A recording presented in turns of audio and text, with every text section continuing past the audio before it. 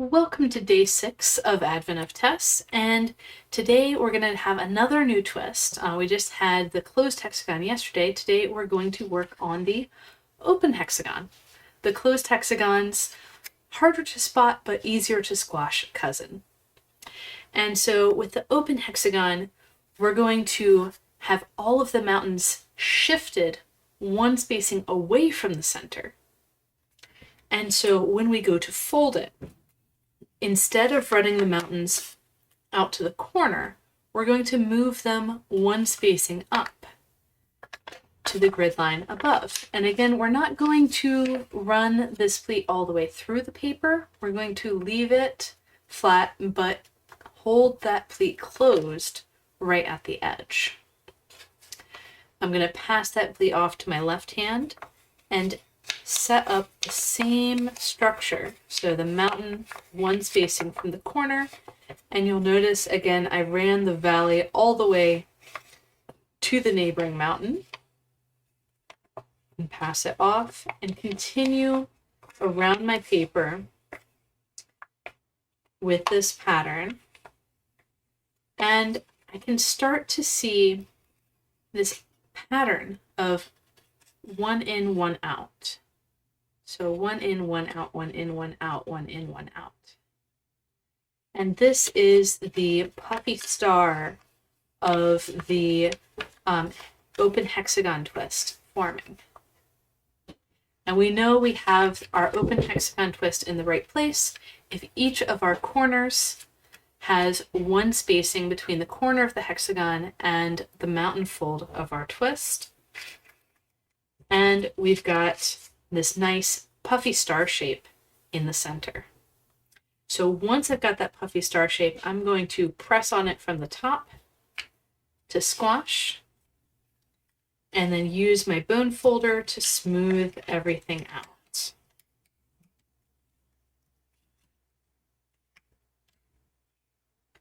With that in place, I'll zoom in slightly as the paper shrinks and flip over to the opposite side, where we will, again, just like yesterday, be using closed triangle twists at tube pleat spacing. We're going to pick a pleat, any pleat, and find that valley, one spacing up from the folded mountain, and the mountain, one spacing up from that valley. Then we can open up our pleat coming from the hexagon, flatten it out, make our three-way intersection of mountains, and squash our closed triangle twist. Now you'll notice this does make a tube that we intended, and it also makes a tube that we did not.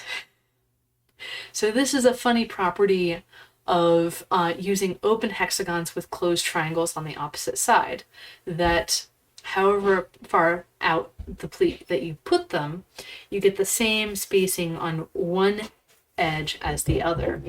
And this is useful for other uses, such as using closed triangles with open trapezoids, using the open hexagon and closed triangle in, for example, a different tiling where you only have 3 triangles around the hexagon, and then you're flipping things front and back to get them to line up.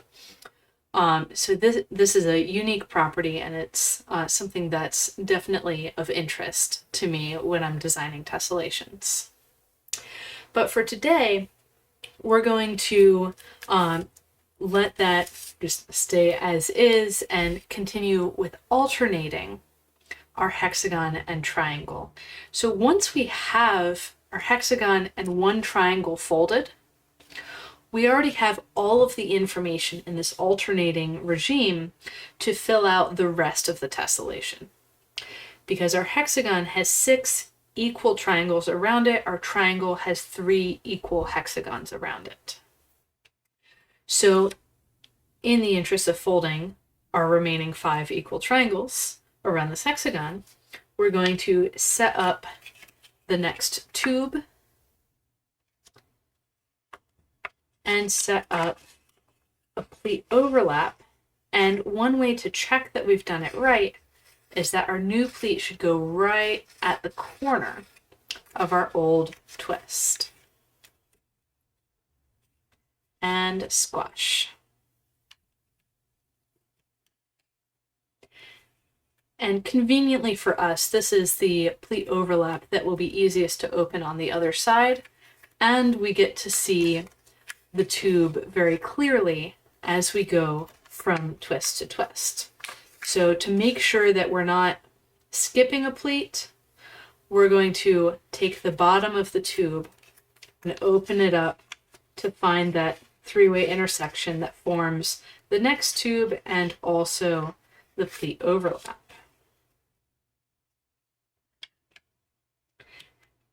And rotating again, I'm going to take the bottom of the tube we just made, set up the three-way intersection for the closed triangle twist, and squash our triangle.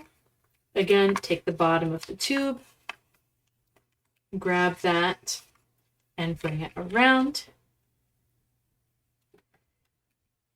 And this time, when I go, I take the bottom of the tube we just made, not the one down below, the pleat coming from the hexagon, and I create my new twist.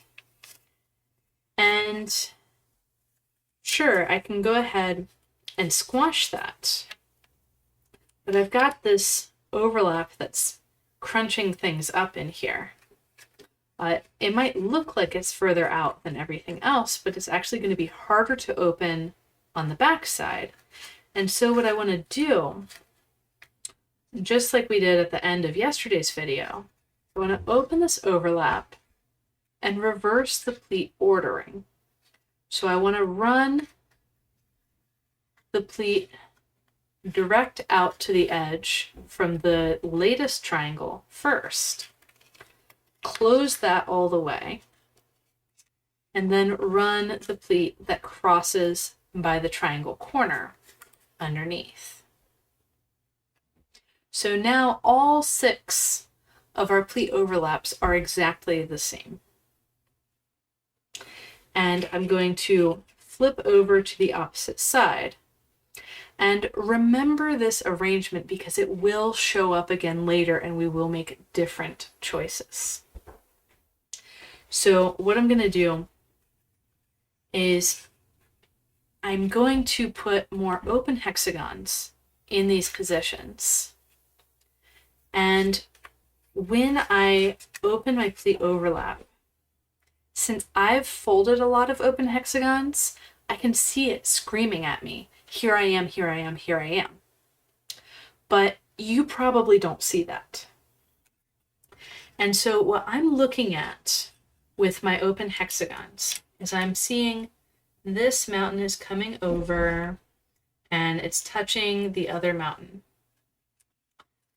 And then this mountain, one's facing before it touches, is coming up, and let's draw it one's facing further. Then I can continue this working around a central hexagon. And yes, I am getting very close to the edge of the paper.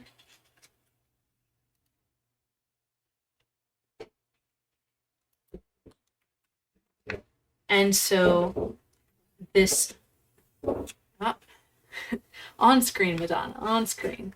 And so this central hexagon will be the center of our open hexagon twist. So we will get our new mountain folds out on these lines that I just drew. And notice what I'm doing here. I'm letting this pleat overlap up above come open a bit so I can get my new pleat down. And right here in the corner, I'm just going to let that float while I squash everything else. And yes, getting this in place would be a bit easier if we had a bit more grid, but this is just one of the classic patterns in origami tessellations, and I felt like I needed to include it. And then this bit right at the corner, I can tuck underneath.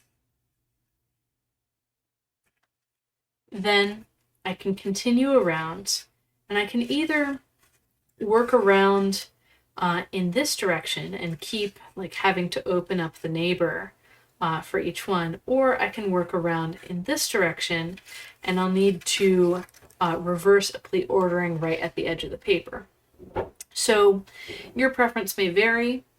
I think my preference right now is to work around so that I'm having to open the neighbor as I put in the new one. But again, preferences may vary. And so what I'm looking for here, when I've got this overlap, if I've got it all the way closed, my hexagon is actually sitting right here on top of the overlap. And that is true for all of the rest of these overlaps as well. I can go ahead and draw all of them before I've even gotten close to them. And so when I go to open this up, I've already got placeholders for where my pleats need to go. And so I can get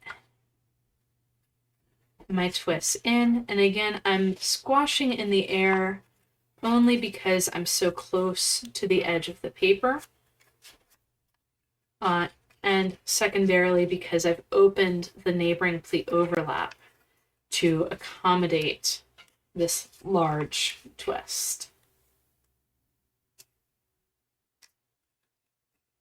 We will be making different choices at this stage in other tessellations, and you'll be able to see what a difference it makes. And so I'm going to go around and do exactly the same thing for each of my twists. I'm kind of just shoving them in there, finding that hexagon puff. And again, just like yesterday's tessellation, I would have triangle wraps here if I had more grid. And that's to simply accommodate all of the pleats so they're not getting in the way. And then I would flip over and fold all of those triangle twists at the end. Kind of like we're going to do if you choose to fold the partial triangle twists. So when I'm approaching a new overlap, first I open it up all the way, and then I fold this pleat that's a bit longer that crosses a flap from the previous hexagon.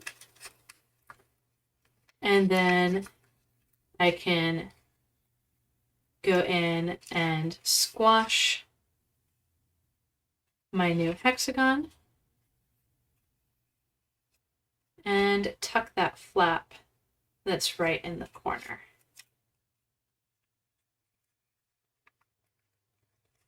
I've got another 2 to go.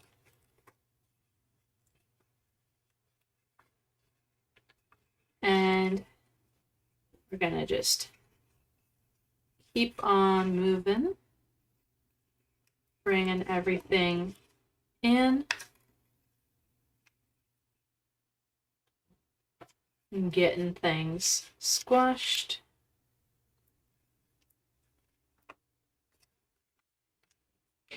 And then with the next and final hexagon, you'll notice that I've got this other pleat sitting in here. I don't just have these two that I'm used to. And this one is coming from the first hexagon I did on the outer ring. So what I need to do here, I've got a mountain that needs to come out this way, and it has an associated valley. And that valley is going to push down the fold that was coming all the way through. And again, if I had more grid, this would form a triangle wrap, locking this twist in place. Then I can set up the rest of my twist and go ahead and squash.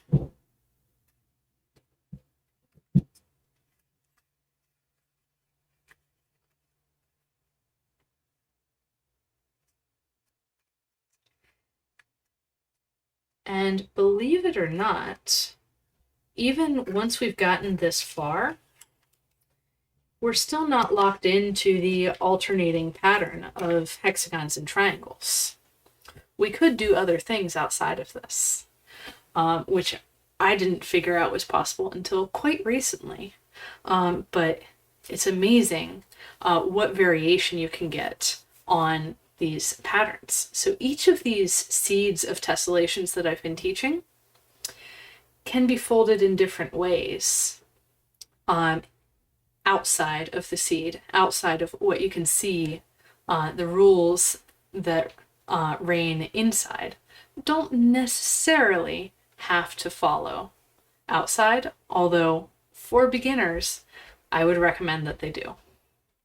So that is day 6, and I almost skipped the partial triangles. Again, we've got these half triangles that we can choose either to put in or not,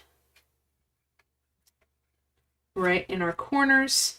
And I think actually it would be really interesting to even skip the tuck of the hexagon and skip the partial triangles. It's just up to you and your aesthetic preferences. And so I'll get each of these partial triangles in place before using my bone folder to get everything nice and flat.